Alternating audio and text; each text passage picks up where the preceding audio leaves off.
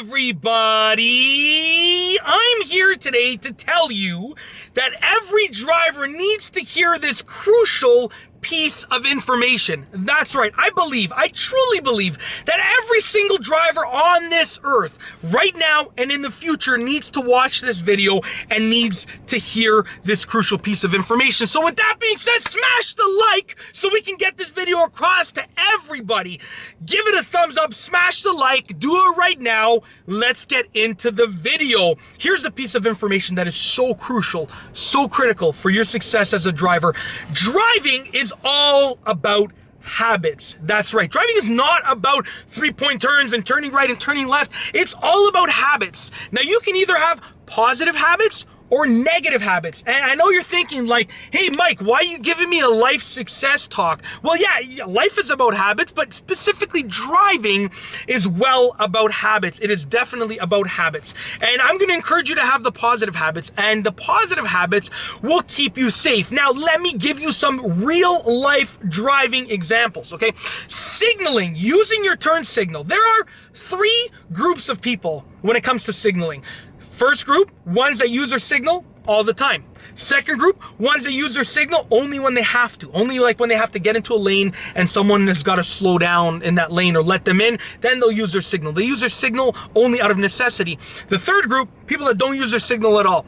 First of all, if you're in the third group, I really dislike you, okay? I really don't like people. I don't want to say I hate. I really don't like people that don't use their signal at all. I'm sorry, not as a person, but as a driver, I really dislike you from the bottom of my heart, okay? I'm gonna be honest with you.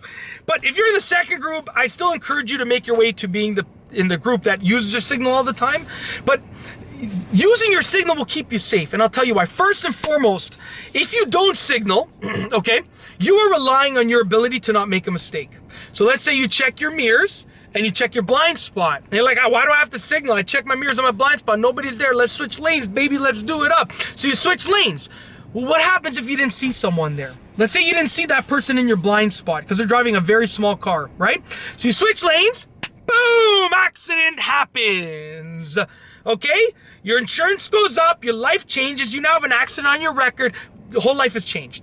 But if you signaled instead, if you had that positive habit and you signaled, you would activate your signal, the person beside you in your blind spot would say, oh wait, I think they're gonna change lanes. The moment that you inched over, the moment that you started moving, they would hammer down on their horn, you'd hear it hopefully, and you'd go back to your lane. You'd avoid an accident. So signaling is a positive habit, but it's essentially a fail-safe for you making a mistake. If you make a mistake, because I make mistakes all the time when I drive, it happens. If you make a mistake, then your signal, if you make a mistake when you check your mirrors and your blind spot, your signal is like a fail-safe, which will hopefully keep you safe and everyone else. Okay, another example of a positive habit, following distance.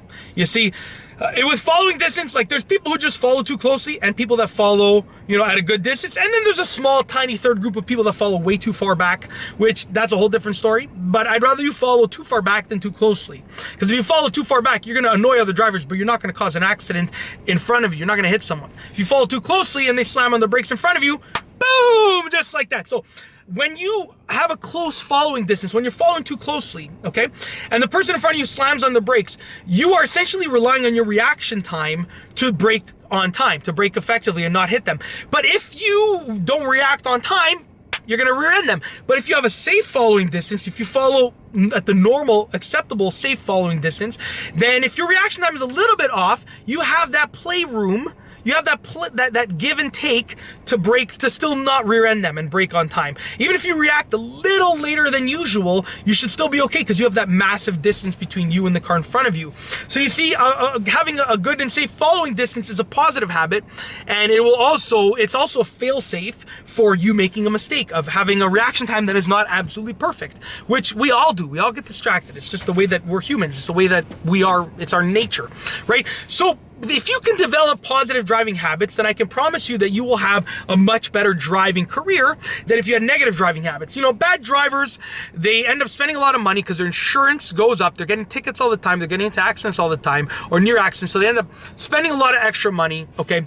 They end up having people that don't want to drive with them. Like your own kids, your own spouse, your own parents won't want to be in the car with you, okay? They get honked at all the time. You know, people who park bad all the time, like their colleagues like hate it when they park because they're always like not in the middle of the parking spot, blah, blah, blah. Like, so, I mean, you don't want to be a bad driver, and the cause of bad drivers is almost always bad driving habits, right? Negative habits. So I encourage you to have the positive habits that will hopefully keep you as a good driver for your entire driving career. And that's it. That is the crucial piece of information that I believe that every driver needs to hear. If you like this video, please be sure to give it a thumbs up. Let me know what you think down below as a comment. And of course, be sure to subscribe for more great car and driving videos just like this one. And that's all I have for you today. Thanks for watching.